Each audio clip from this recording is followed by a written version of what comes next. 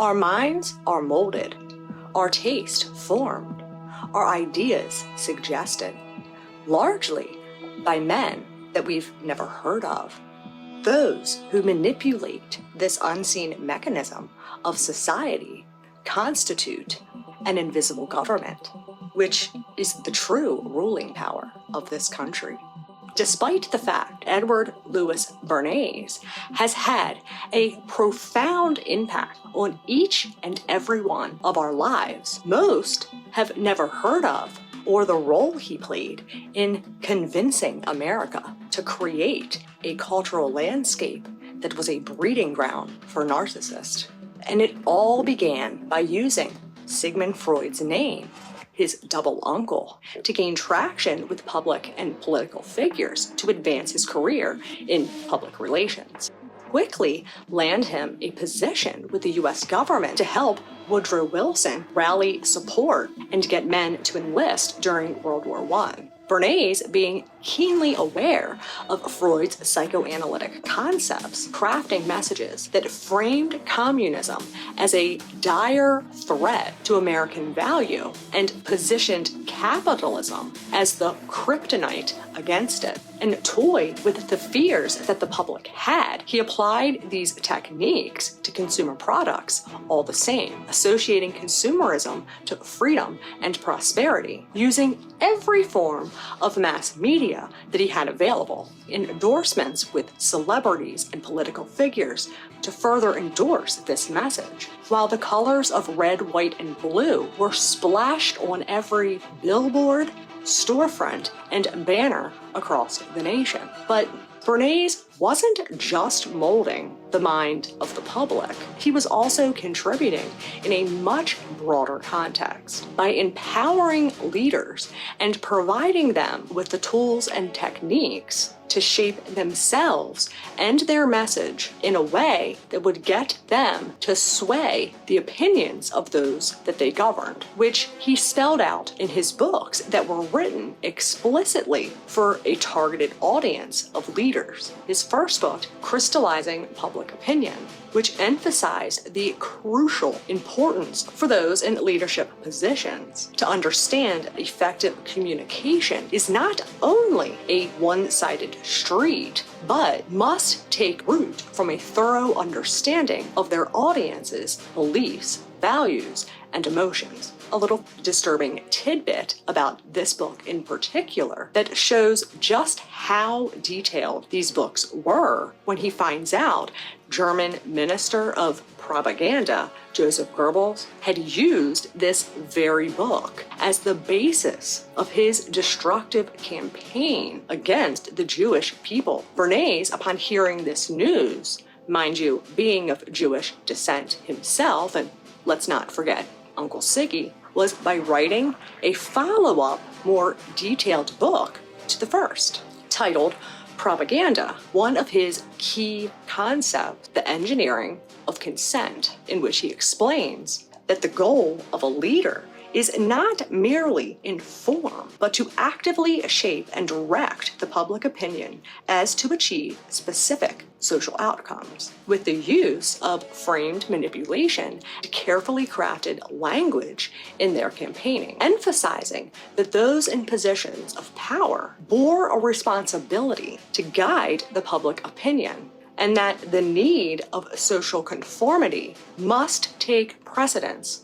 And the timing of this book couldn't have been any more precise, at least for Bernays, as the experiences from World War I was really starting to show just how much the psychological toll was having on many soldiers. In the early 1900s, psychology was primarily dominated by two conflicting schools of thought, the psychoanalyst like Uncle Freud, as well as a behaviorist. And in the realm of doctors and psychiatrists, you were on one side of this ongoing debate as to which was the most superior, or you were on the other. But you see, Edward Bernays wasn't a psychiatrist confined to either camp, but most importantly, when Freud was actively compiling his book on narcissism, an introduction, it was during this time that Bernays had just graduated from Cornell University. Upon graduation, went for a summer holiday in the Alps, staying with none other than good old Uncle Siggy. And why this is pertinent comes from what Edward recommends in way of rectifying the situation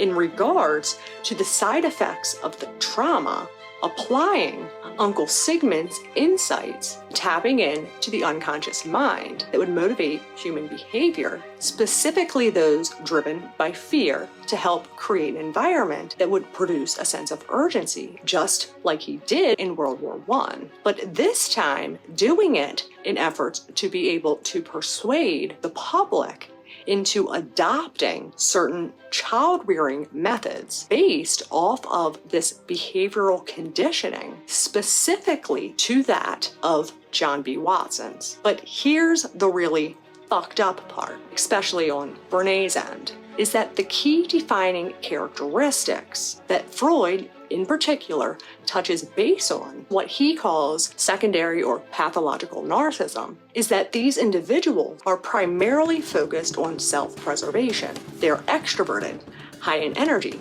and aggression, not easily intimidated, unable to love or have committed relationships, and tend to take on leadership roles, attracting attention and admiration, to which Freud's belief is that all infants are born subject-directed, and that in healthy, functional human development, there's this transition in early childhood that takes the libido from subject or inward-directed to becoming object or outward-directed. But if a child doesn't receive the amount of love or attention that it desires, it may regress and become stuck in this narcissistic phase, secondary or pathological narcissism. And what makes it so twisted about Bernays specifically recommending these theories of John B. Watson's are that Watson's beliefs in regard to nature versus nurture debate all come down to the latter. Everything in the eyes of Watson all boils down to learned behavior and operative conditioning, and viewed children as products of their environment, suggesting that the right conditioning, any child could be shaped into any societal norm or expectations. Bernays' proposed societal framework designed to shape children into these future heroes of tomorrow by socially engineering a population that would seamlessly fit into the military's established paradigm and eventually eradicate these mental health concerns, and therefore creating social order. This shift towards behavioral conditioning gets backed by government officials, educators, social reformers, various public policies, and reform movements begin to emerge. School administrators become invested in these behaviorism principles, which then are repeatedly mentioned and dispersed throughout every form of mass media available, utilizing public campaigns to educate parents. Bernays was hired on by Nestle to promote formula feeding, in specific their brand of a formula, designing his campaigns around this scientific parenting, stressing on the fact that this would eliminate you from having your infants being overcoddled, seeking out endorsements from child psychiatrists and pediatricians, as Bernays understood that parents were more likely to adapt these parenting styles if they were backed by experts. This collaboration helped shape the public's opinion from doctors who were merely just receiving a paycheck to hand out pamphlets and books in their doctor's office, some to which included Watson's Psychological Care of Infant and Child, to which this excerpt was taken. Never hug and kiss children. Never let them sit on your lap. If you must, kiss them once on the forehead when you say goodnight. Shake hands with them in the morning. Try it out. In a week's time, you'll find how easy it is to be perfectly objective with your child, and will be utterly ashamed of the mawkish, sentimental way you had been handling it. that eventually became one of the bases parents predominantly followed from 30s into the 60s, particularly amidst the turmoil of World War II. Mental health becoming a whole new ballgame for the military with the publication of the ICD in 1948. As this groundbreaking document laid the framework for classifying disease, including mental illness, and as a result, there became a quick need for a different classification system in the US. As according to the ICD's criteria, the military reported over 90% of their soldiers now met the criteria for psychopathy. That in the interim, the Navy and the Army both announced that they would be using their own mental health assessment for their soldiers. In 1952, the first Diagnostic and Statistical Manual of Mental Health, aka the DSM, gets published. And though this manual did serve its purpose to temporarily help the issues that were emerging in the military, there were also some bigger fish to fry in terms of mental health. During the mid-50s, it started to become apparent that there was a troubling trend forming in the good old US of A, and that these behaviorism approaches to child rearing and parenting style strongly pushed and backed by the government, endorsed by doctors, encouraged, suggested, and highly recommended for nearly 2 decades now, wasn't exactly yielding these harmonious, self-sufficient, responsible, respectable individuals that they had promised. Instead, quite a large number of these children now into their young adulthood were noticed to having inflated self-views, a hunger for power and control, who were unruly, deceitful, and had a disregard for others. Crime rates were through the roof, and recreational drug use was at a new all-time high. This glorified cultural landscape, said to produce these heroes of tomorrow, was starting to look more like a culture of anti-heroes on the rise, with the late 60s and early 70s becoming the golden age of serial killers, crimes, and cults that included some of the most twistedly wicked, disturbing, and inhumane criminals known to date, such as Ted Bundy, John Wayne Gacy, Charlie Manson, the Zodiac Killer, David Berkowitz, or AKA Son of Sam, the Hillside Strangler, Jim Jones, just to name a few. The 2,604 of identified and documented serial killers that took place over the entire course of the 20th century, 2,331, or 89.5%, made their appearance between the late 50s and 90s. This golden age of serial killers was a generation who would have been born between mid-30s through the 50s, during the time of this scientific parenting promotion. These heinous and insidious crimes brought with it the characteristics of a psychopath, now being put on national spotlight. And as the public became increasingly more familiar with the chilling attributes associated with psychopathy, people started to become more fearful, starting to recognize these characteristics in some of the most powerful and influential public and political figures, such as President Johnson, President Nixon, President Carter. And this cultural awareness contributed to another expedited and drastic change to the DSM. Published in 1980 and making its first debut into the world of personality disorders, narcissistic personality disorder.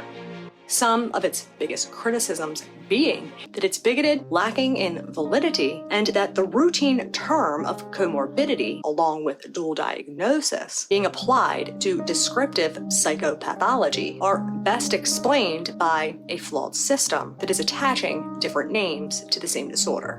Though it is horrible that this breeding ground background where such disorders would have the best potential to thrive doesn't negate the fact that these individuals are dangerous, as they truly have a total disregard for others, are morally bankrupt. And once you have looked into the eyes of this kind of ugliness, you can't unsee that shit. It is a permanent fixture ingrained into your psyche that you have discovered the hard way harbors deep within their true nature. It may not be a truth that comes easy, or one that is readily accepted, but once you know, you know. And just like Bernays says himself, man by nature is gregarious, feeling himself to be a member of the herd. But it isn't just the stampede of the largest herd that leave a mark on the member of the group. And as the more